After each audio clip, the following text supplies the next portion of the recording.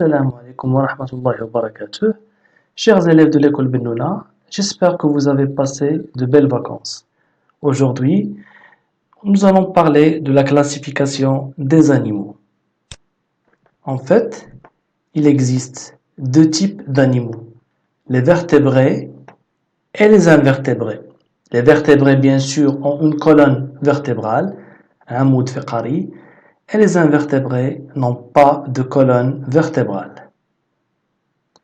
Dans les vertébrés, on trouve les mammifères, الثدييات, les oiseaux, الطيور, les poissons, الأسماك, les reptiles, الزواحف, et enfin les amphibiens, الحيوانات البرمائية. Le point commun entre les 5 classes que je viens de présenter, c'est que tous ces animaux ont une colonne vertébrale. Mais la différence, c'est la peau. Pour différencier entre les mammifères, les oiseaux, les poissons, les reptiles et les amphibiens, on doit observer leur peau. La peau des mammifères est recouverte de poils, tandis que la peau des oiseaux est recouverte de plumes, bien sûr. La peau des poissons, elle est recouverte d'écailles non soudées. Je vais les expliquer tout à l'heure. Les reptiles ont des écailles soudées et enfin les amphibiens, الحيوانات البرمائية, leur peau elle est nue. Commençons par les mammifères. On vient de dire que leur peau est recouverte de poils. Ils allaitent leur bébé et leurs bébés naissent vivants. Vous avez pu deviner bien sûr que nous faisons partie des mammifères.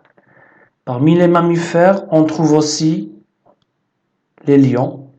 On voit très bien que sa peau est recouverte de poils. Bien sûr, les femelles allaitent les bébés et les bébés naissent vivants. Les chats, la chauve-souris. En fait, beaucoup d'élèves pensent que la chauve-souris est un oiseau. C'est faux. On vient de dire que les oiseaux, leur peau est recouverte de plumes, mais les mammifères, leur peau est recouverte de poils. Les dauphins, aussi c'est un piège qui est fréquent. Les dauphins ne sont pas des poissons, ce sont des mammifères. C'est vrai, ils n'ont pas des poils, c'est une exception. D'ailleurs, tous les mammifères marins, comme les dauphins et les baleines, n'ont pas de poils, mais ils allaitent leurs bébés et leurs bébés naissent vivants. Je vais vous montrer une vidéo. En fait, c'est une vidéo qui montre la naissance d'un dauphin. Je vais couper le son parce que ça ne m'intéresse pas. Voilà. Donc, accélérons. Il s'agit d'un aquarium, vous voyez très bien. Ici, c'est le futur dauphino qui va sortir. Accélérons, regardez. Et là, on s'approche de la naissance. Donc, c'était très vite. Et là, regardez. Ça y est. Et la naissance de notre dauphino. Donc, les dauphins ne pondent pas des œufs. C'est pour cette raison qu'on les considère des mammifères. On vient de dire que les mammifères allaitent leurs bébés. Les baleines sont des mammifères. Regardez, dans cette vidéo, on voit très bien le baleineau, le petit de la baleine, en train de téter.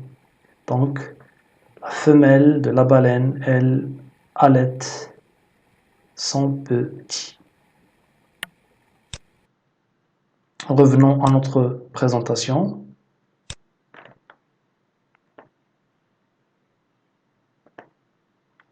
Les oiseaux, bien sûr, leur peau est recouverte de plumes. Ils ont des ailes. Ils peuvent voler ou bien non. Par exemple, le coq, il ne vole pas.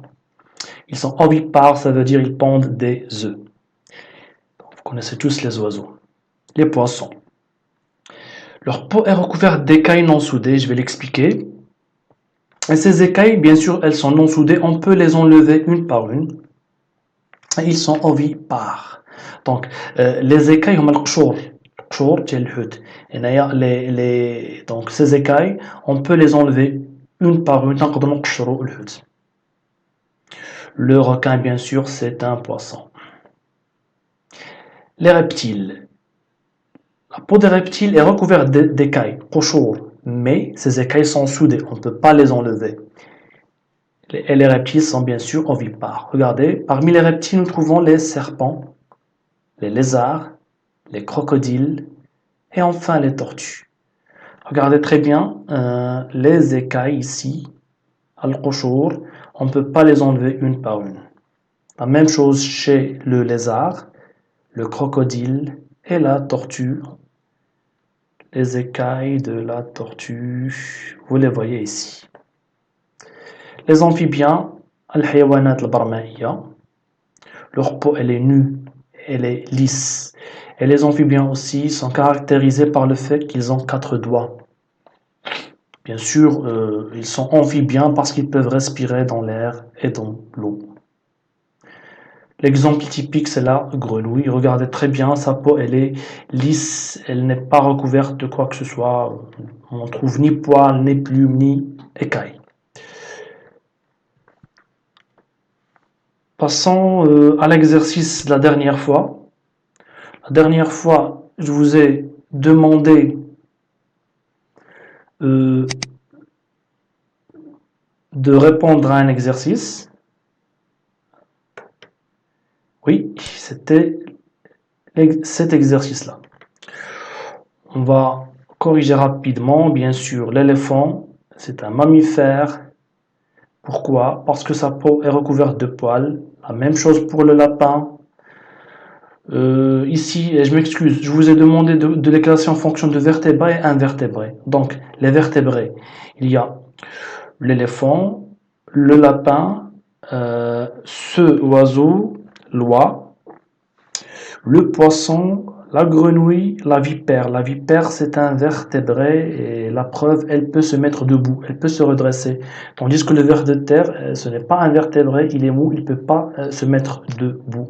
Le lézard aussi, c'est un vertébré et le reste, ce sont des invertébrés, ils n'ont pas de colonne vertébrale. C'est ça ce que vous devez faire. Après, ces animaux-là, vous devez les classer en mammifères, oiseaux, poissons, reptiles et amphibiens. En fait, bien sûr, la grenouille, elle est amphibien. Cet animal-là, j'arrive pas à le reconnaître, mais c'est un mammifère, il a des poils. Reptile, le crocodile, ici c'est un mammifère. Pour le numéro 4, donc la gorille. Le poisson, un poisson. Reptile pour le numéro 6. Oiseau, 7. Le numéro 8, c'est un poisson. 9, c'est un mammifère. 10, c'est un oiseau. 11, c'est un mammifère. 12, oiseau. 13, mammifère. 14, poisson. 15, reptile. 16, mammifère. On ne doit pas faire l'erreur. Donc la baleine est un mammifère. C'est vrai, elle n'a pas de poils, mais elle allait et ses bébés naissent vivants. Le lézard, ici, c'est un caméléon, donc c'est parmi les reptiles. Un oiseau, un mammifère, un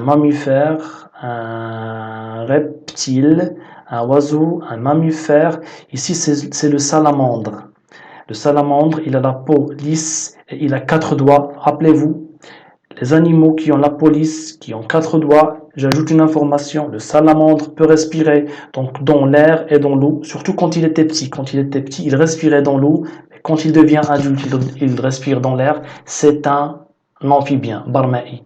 Enfin, nous avons le requin qui est un poisson. C'est tout pour aujourd'hui. Donc, il me reste qu'à vous remercier et vous donner rendez-vous pour la semaine prochaine, Inch'Allah.